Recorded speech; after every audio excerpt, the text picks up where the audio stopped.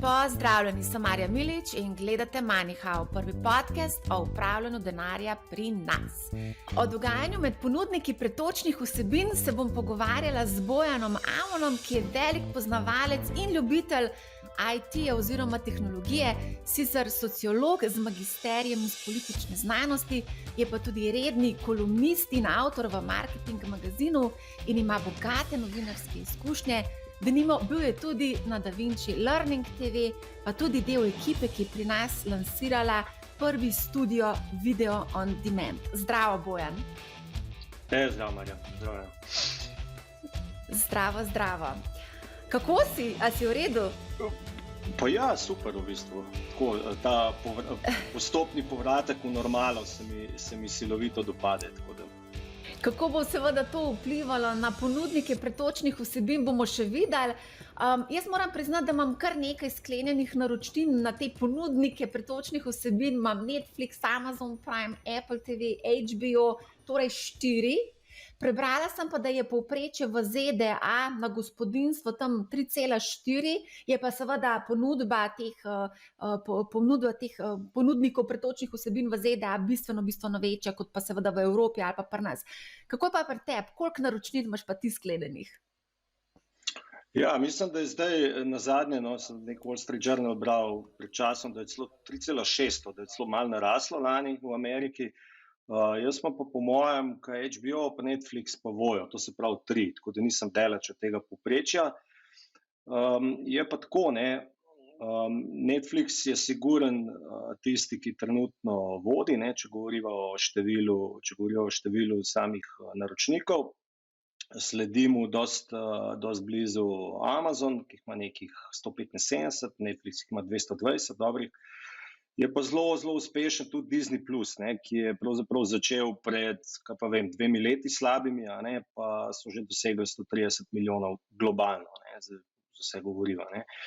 To pomeni, da so imeli v bistvu zelo propulzivno rast, ki se je pa Netflixu na drugi strani pravzaprav malo ustavila, kar je tudi bilo zdaj veliko po medijih o padcu njihove delnice in tako naprej. Kar je jasno, ker število gledalcev, število potencialnih naročnikov je končno, in ti ne moreš preko tega, tudi COVID se zdaj malo umirja in je tudi to najbrž nek faktor, ki prispeva k upočasnjevanju te rasti. In seveda ta trg postaja tudi vse bolj konkurenčen. ZDA ima sicer več nekih svojih ponudnikov, ampak tudi Evropa se tukaj zdaj v zadnjih letih zelo razvija in tudi neki, evropski broadcasterji po izvoru imajo zdaj svoje neke offeringe, ki se širijo po Evropi. Tako da pri nas bo po moje zdaj naslednje leto, 2-3 zelo zanimivo in zelo pestro. A se lahko močkrat vrneva nazaj? Koliko pa misliš, da imajo Slovenci v povprečju sklenjenih naročnin na te ponudnike pretočnih vsebin? Približno čez palec. A smo kje to delali, kakšno raziskavo? Te podatki so tako, težko je dobiti neke zanesljive podatke, ker to seveda vsak ponudnik malo skriva, so to občutljivi podatki. Je pa tako, mogoče je malo specifika našega trga, pa tudi drugje v Evropi, da je ta pristop do teh storitev malo drugačen, oziroma kako se naročniki tega pravzaprav lotimo. Netflix je nekaj, kar je unikum, ki je posebej tržena zadeva, medtem ko ostale stvari so pa pri nas skoraj vedno preko nekih drugih kanalov tržene, ali so to neki telko operaterji ali pa kaj drugega. In to je seveda po svoje poenostav zadevo samim ponudnikom, hkrati pa tudi bogati ponudbo operaterjem. Tako da za njih je win-win. Tako da jaz bi si upal reči, da recimo Voyo pa HBO sta dosti razširjena pri nas. Tako da zdaj, kakšne so zdaj te številke, to lahko sam ugibava. Nekje sem gledala neko statistiko iz leta 2020, da je Voyo na 3. mestu. Na 1. mestu je pa Netflix, na 2. mislim, da je Amazon, potem pa pride šele Voyo v Sloveniji. Ja, možno, se pravim, jaz teh podatkov nimam, najbrž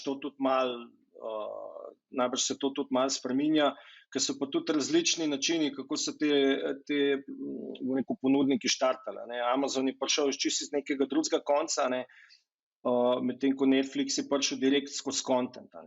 Voyo je imel po mojem na začetku nekaj izzivov, ker vsebinsko ni bil tako bogat, in se je šele s časoma okrepil, in postal po mojem nek ekvivalenten, če ne celo vsaj ekvivalenten player na trgu. Pa mislim, da imamo tudi mi tukaj malo, ne samo v Sloveniji, ampak v regiji, neke kulturne izzive.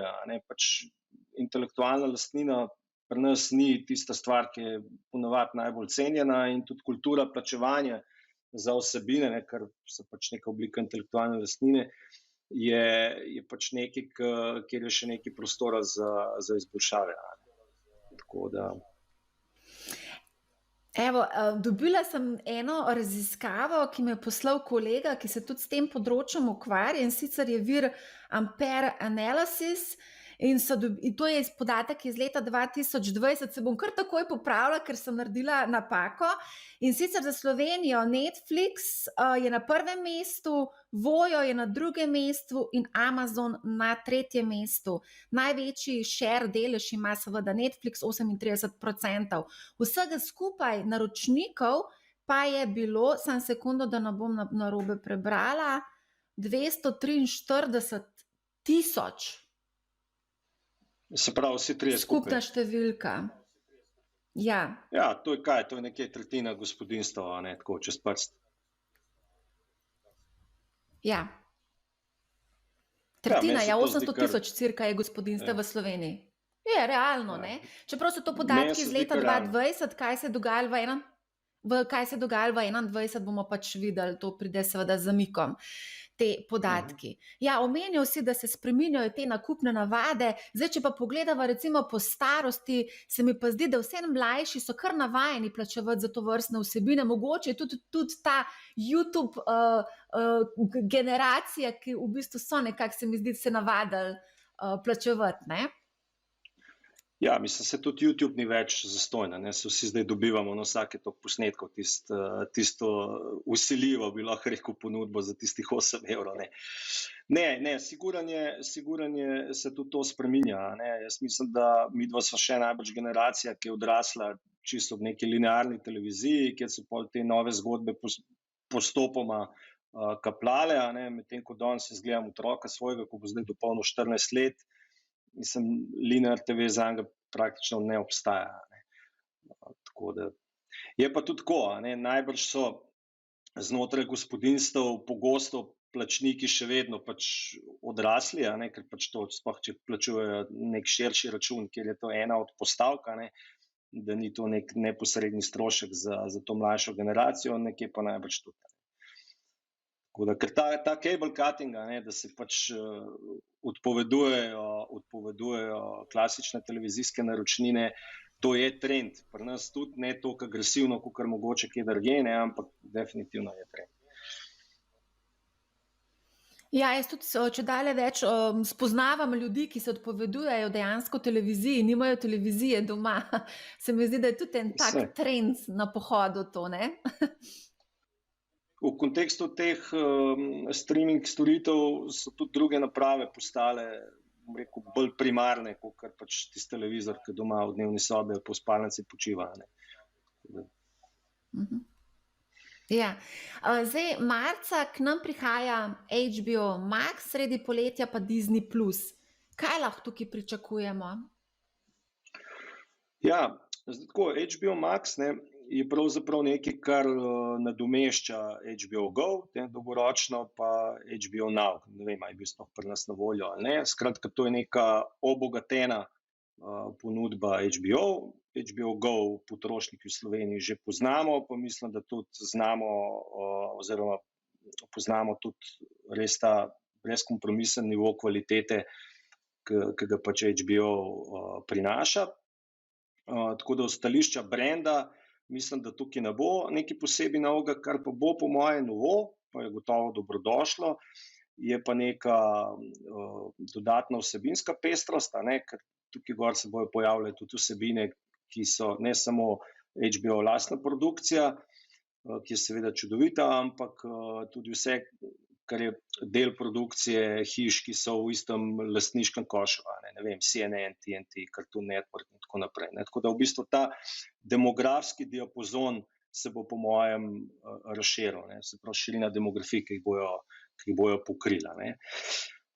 Zdaj, kar se tiče komercialnih detajlov, je težko govoriti. Zdaj vem, da v ZDA je bila neka ponudba, pa da pač nek omejen čas, da je pač bila neka lifetime naročnina bistveno cenej, mislim, da pa cenej, če si v nekem časovnem roku to sklenil, drugače pa pričakujem, da bo to nekje na nivoju trenutnega HBO Go.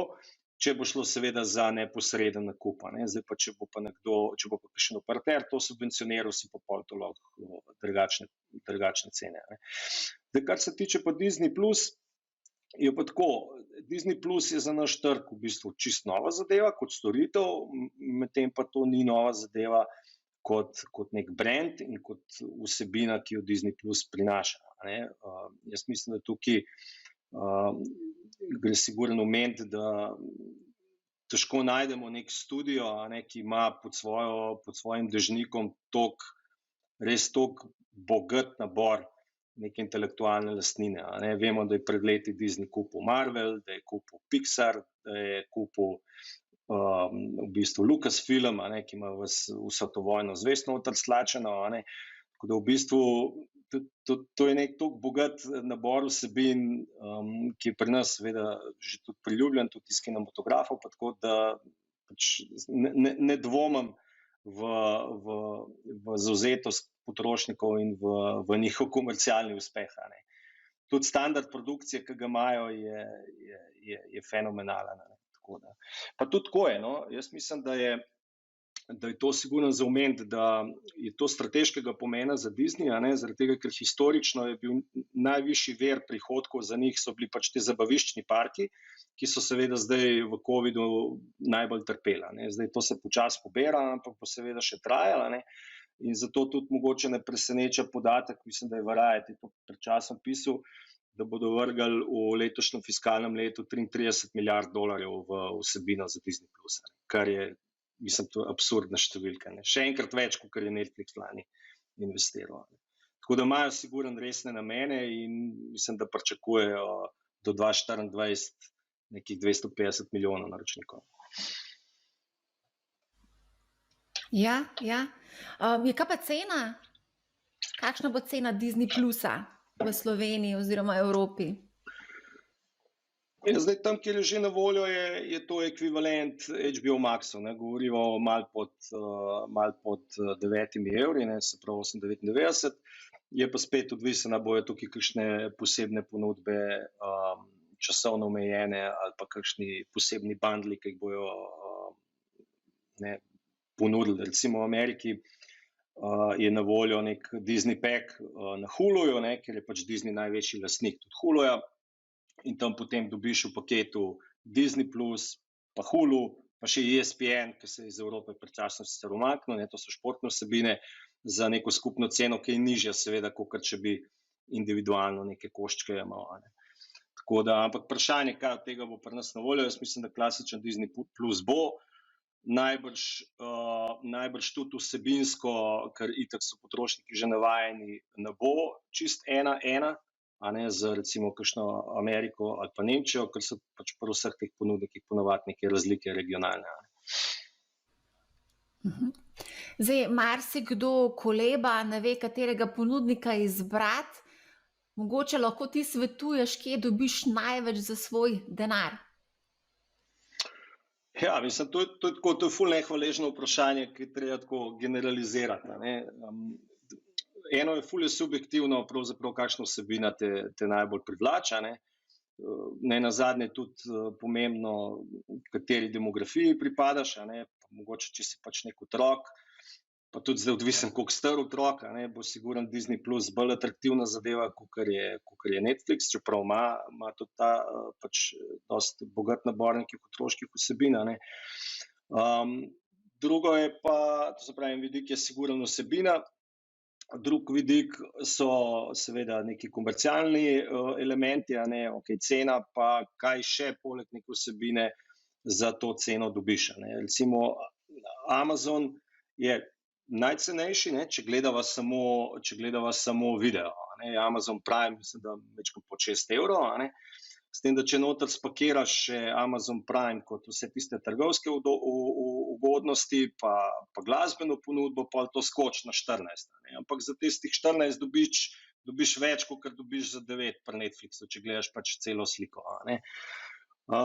Zdaj, Apple TV je po mojem najbolj ugoden, ne, s tistimi 5 evri, ne, je pa tako, da je pač tam vsebinska ponudba mogoče majčkeno bolj tenka zaenkrat še. Imajo nekaj posameznih kosov ekskluzivnih vsebin, ampak bistveno manj siguren, kakor ostali. Ne.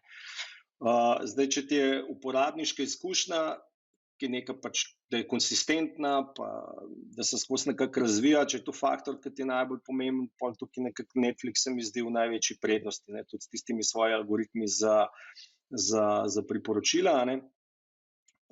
Če pa pač stvar neka lokalna ali pa regionalna / lokalna vsebina, mislim, da Voyo sploh nima nobene resne konkurence, ne. Ki pač je lokalen player in pač del populacije bojo te vsebine vedno najbolj pritegnile. In jasno, tudi nobeno drugih v to vsebino ne bo šel, ne. Tako da v bistvu ni enega tacga enoznačnega odgovora. Amazon je napovedal dvig cene naročnine, sicer zaenkrat samo na področju Amerike, nekako niso želeli komentirati, ali bo tudi mednarodni dvig se zgodil, ne? Kako pa to komentiraš? Ja, mislim, da je tako. Mislim, da je tudi Netflix napovedal v Ameriki že nek dvig, pa napovedal je tudi, da se bo začel ostreje boriti proti izmenjavi teh gesel za dostop. Ne. To mislim, da je nekaj, kar imajo vsi ponudniki problem, ker pač tehnično je to zelo težko omejevati. Ne. Jaz pričakujem, da se bo to zgodilo tudi v Evropi. Logično je pač stroški, ki jih imajo z vsebino, seveda naraščajo, ne. In tudi ekskluzivna vsebina je tista, pa lastna ekskluzivna vsebina je tista, ki pač največ stane. In s tem, ko bo to naraščalo, vsaj del tega stroška bojo gotovo želeli prevaliti na potrošnika, ne. Tako da pričakujem, da bo šlo tudi tukaj v to smer. Kako pa je v Evropi s temi ponudniki pretočnih vsebin? Ja, zdaj tako, ne. Kar neka ločnica je med vzhodno pa zahodno Evropo, ne. Na zahodu so že nekaj časa na voljo določene storitve, ki pri nas niso, ki zdaj šele k nam recimo prihajajo, ne. Recimo tak primer je Peacock od Comcasta, pa Disney+, ki bo zdaj prišel pa tako, ampak so tudi neke, bom rekel, regionalne zgodbe, kot je recimo Viasatov Viaplay, ki ga pri nas tudi še ni, pa je mogoče tudi uspešen že recimo sploh v Skandinaviji, tako da sigurno je zahodna Evropa bogatejša, a ne, v tem kontekstu. Je pa ful zanimivo recimo pogledati to, te razlike so med posameznimi trgi, kjer ponudnik ima kakšno penetracijo, ne. In recimo pri Netflixu neka raziskava je bila, mislim, da pred leti se je pokazalo to, da več, ko je neke produkcije iz posameznega trga, večjo penetracijo ima tam pač Netflix, ne. Recimo Švedska, Finska, Norveška so imeli kar nekaj svoje produkcije gor in tam so imeli zelo visoko penetracijo na tistih trgih, višjo, kakor kakšni drugi ponudniki, a ne. Tako da to, no. A gremo mogoče pogledati malo posamezne ponudnike, malo ponudbo, ceno, kaj vsi gledalci najraje pogledajo, pa dajva začeti najprej kar z Netflixom, ki je pač največji, ne, in najdlje časa na trgu. Ja, zdaj tako, Netflix ima sigurno najboljšo, bi rekel to, če govorijo tehnično, ne, podporo za najbolj pester nabor različnih naprav, ne. Se pravi, ta njihova aplikacija je zelo dobro zdizajnirana, ima zelo konsistentno uporabniško izkušnjo, pač ne glede na to, kje se uporabnik tega lota, ne. In to je sigurno nekaj, kar prispeva k nekemu uspehu, ne. Imajo ogromen nabor vsebin, ki sicer zadnja leta raste predvsem na račun lastne produkcije, zaradi tega, ker so pač začeli drugi ponudniki, drugi studiji to vsebino pač postopoma umikati pa dajati k sebi, ne. Pač tipičen primer je Disney, ne. Danes na Netflixu nič več od Disneyja ne najdeš, ker je pač vse na Disney plus, ne. Ko je Netflix začel, pa je to bilo, ne. In mislim, da tehnično zaenkrat ne znajo omejiti oziroma ne omejujejo tega deljenja passworda, ne. In pač kar nekaj teh vsebinskih kosov njihovih je v bistvu v zelo kratkem času dosegli nek kultni status, ne. Tule so serije, ne vem, Bridgerton, Money Heist, The Crown, mislim, to so tako stvari, ki so iconic, ne. Pa to v letu dveh, ne.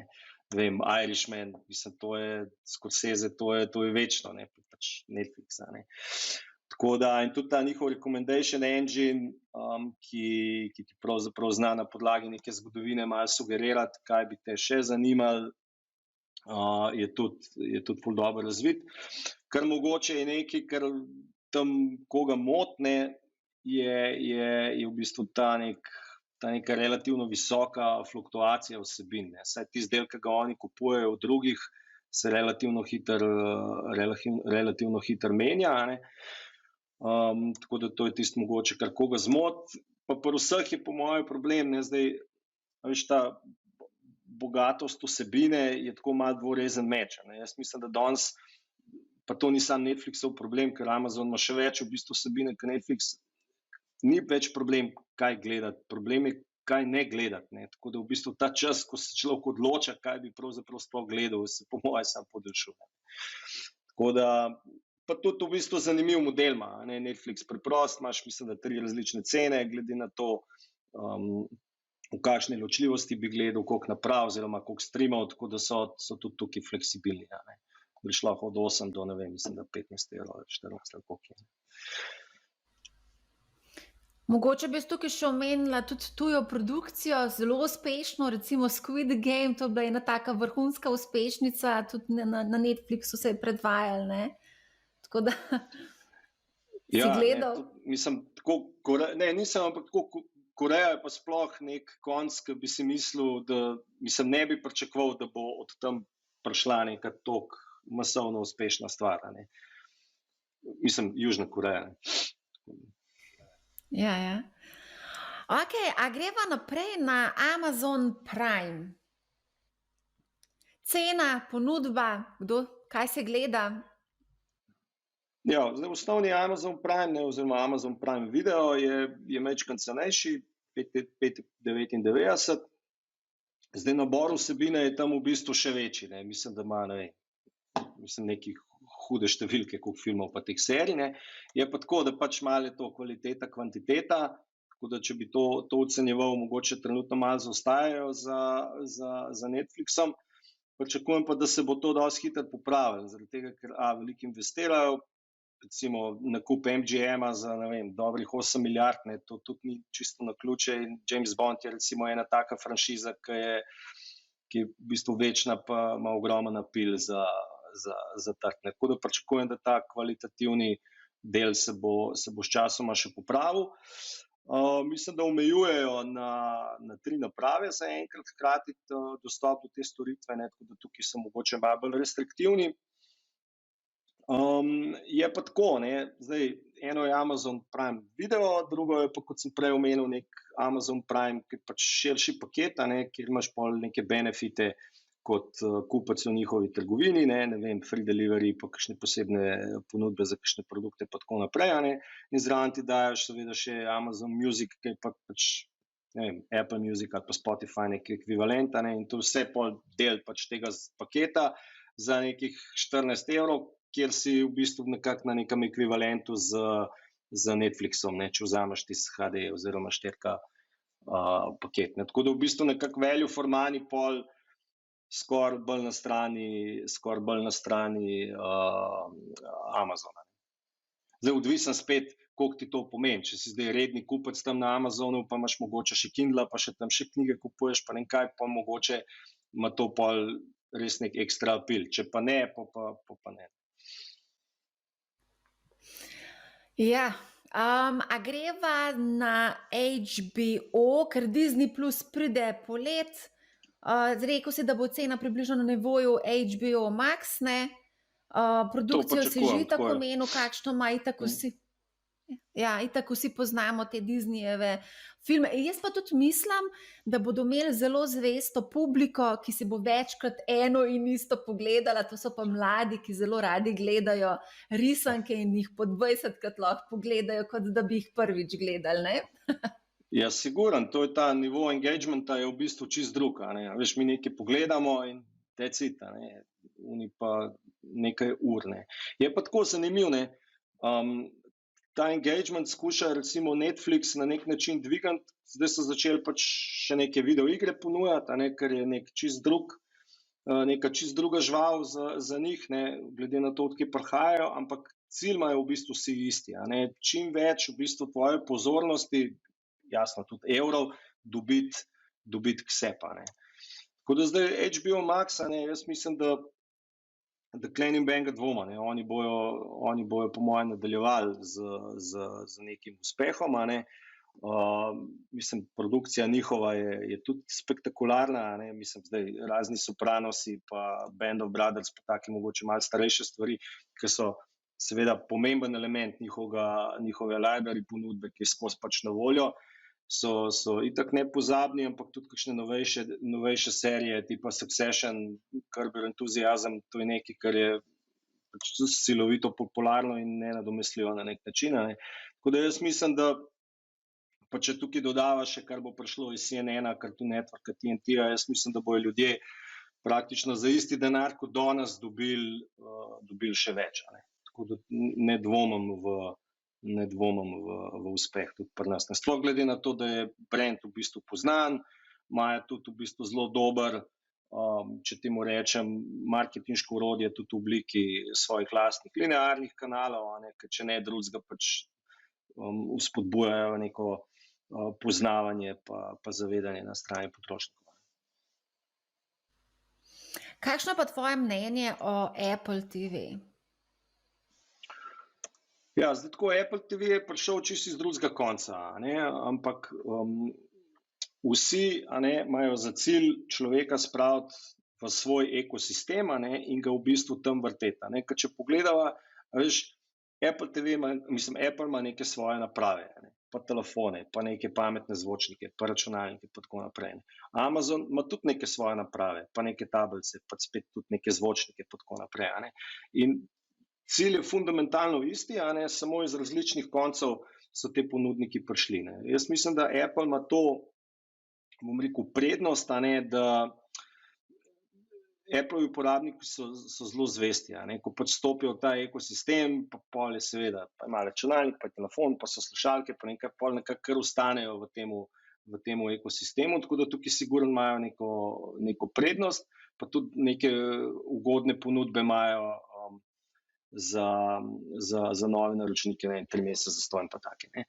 Plus, ne, širijo v bistvu nabor, a ne. Najprej, okej, bil neki Apple TV, pa je zdaj že nek fitness, pa je nek Apple Arcade, ke so neke igrice, a ne, tako da v bistvu tukaj samo dodajajo v bistvu število razlogov, a ne, s katerimi želijo pač potrošnika prepričati, a ne. Jaz recimo z Apple TV nimam izkušnje, ker se pač nisem še na to naročil, ker se že tako pač malo časa temu posvečam kot gledalec, pa zdaj še eno stvar imeti, se mi zdi overkill, ne. Ja, jaz sem se pa kar naročila tudi na Apple TV. Pogledala sem natanko 2 seriji do zdaj, Ted Lasso in Morning Show. Mislim, ponudba je res zelo skromna, no. Ja, dobiš pa to brezplačno opcijo, da lahko stestiraš, ampak saj pravim, ponudba je zelo, zelo skromna. A greva mogoče pogledati še Spotify? Tukaj se je pa kar precej dogajalo. Ja, malo je bilo kontroverznosti z temle Roganom, ne, ki pač ima neke svoje poglede na aktualne, bom rekel, epidemiološke situacije, ne. Zdaj tako, a ne, spet je to neki način, a ne, da en tak brand, ne, če pač ta Rogan nek brand, ki ga pač narod pozna, ne vem, nekje sem prebral, da naj bi mu 200 milijonov plačali, nekaj takega, ne vem, če ta številka drži, ne, da so ga dobili. To je pač način, ekskluzivna neka vsebina, ne, je nek način, kako ljudi pritegneš. Se tudi te streaming providerji za video se v bistvu na podoben način lotevajo. Vsak ima nekaj svojega ekskluzivnega in skuša na ta način pritegniti neke ljudi v svoj ekosistem in jih idealno tam zadržati. In jaz mislim, da je pri Spotifyju ta korak zelo podoben. S tem, da se je izkazalo, pred časom je Wall Street Journal obširno v tem opisu, ne, da je bistveno lažje pritegniti ljudi, ne, z nekim ekskluzivnim kontentom, kolikor jih pa zadržati. Ker so pač pogledali, kakšen je bil osip v 6 mesecih, potem, ko je bila neka ekskluzivna serija lansirana kot nek trigger za spodbujanje naročnin, in je približno pol gledalcev v tisti polovici leta, od tistih novih, ki so takrat naročili, pač že odšlo. Tako da v bistvu ta retention je v bistvu dosti zahtevna zadeva. S tem, da tukaj je nek drug element tudi. Zdaj, to je že skoraj malo politično vprašanje, kako se je pripravljen nek ponudnik enega takega voditelja držati ali pa ne držati.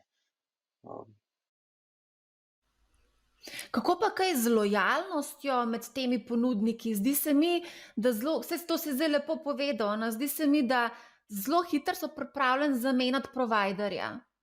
Ljudje pač testirajo video, ni mi všeč, naslednji mesec grem že k drugemu. Jaz mislim, da bo to ostalo, dokler bojo te modeli naročniški taki, ki so. Ko se bo pa pojavilo, in to se čez nas zgoditi, oziroma že danes, če ti vzameš preko kakšnega operaterja, kakšno od teh storitev, se moraš za neko ugodno ceno lahko da že vezati za neko časovno obdobje. In ko se bo v bistvu ta model neke časovne vezave vzpostavil posod, pa bo pa ta prehod, pa ta zelo frekventna migracija med posameznimi ponudbami otežena, bo po mojem ta fluktuacija tudi padla. Dokler je pa to od naroči, kadar češ, je pa to pol bistveno bolj enostavno, pa ljudje pa lahko malo kolobarjajo. Ja. Kaj pa greva za zaključek še YouTube mogoče malo pokomentirati? Omenil si, da je cena kaj 8 evrov, 9 evrov na mesec? Mislim, da je nekih 8. Vsake toliko dobim tisti banner, ko kaj pogledam. Mislim, zdaj YouTube je tako. Zdaj, jaz mislim, da tam je bilo historično pač nekaj izzivov z kredibilnostjo in da svoje čase, mislim, da so celo neko besno tožbo fasali zaradi kupa nekih piratiziranih vsebin tam gora. In tudi pač težko je po moje, ne nazadnje to še vedno user-generated content predominantno, težko po moje ta kvalitativni nivo neke produkcije tipa HBO s tem primerjati. Je pa tudi to res, da pač naprave, ki jih imamo danes v rokah, pa aplikacije, ki so na voljo, pa platforme, ki so na voljo, so v bistvu demokratizirale v bistvu to produkcijo, pa tudi omogočile, da je ta produkcija tudi na strani nekega Janeza Novaka na dogledno neki visoki ravni. Tako da ni to zdaj tako, kot je bilo 10 let nazaj, ampak vseeno je to težko primerjati z neko serijo, za katero je HBO butno, ne vem, 150 milijonov ali 200 milijonov, koliko je stal tisti Band of Brothers za 8 epizod. Pa Spielberg pa Tom Hanks zraven se dela. To je neprimerljivo. Tako da po moje oni bolj ciljajo na to, da pač nek del ljudi bo pač to kupil zato, da se znebijo tistega bannerja. Tako si jaz to razlagam. Ja, to je res. Jaz jih kar nekaj poznam, ki so v bistvu kupili to, zato ker pač jih motijo te oglasi in vse to, kar se z vseh strani napadajo. Ker je bolečina dosti visoka, takrat boš odkartal tistih 8 evrov. Ja. Daj mi povej, katero serijo ali pa film si boš pa ti zdaj pogledal, zdaj, ko so še počitnice? Ali pa kaj gledaš? Jaz sem zdaj začel gledati, se to bo zdaj zvenel ekstra kornine. Ne vem, pred časom je bil nek tak runaway hit Downton Abbey, ne vem, če se spomniš.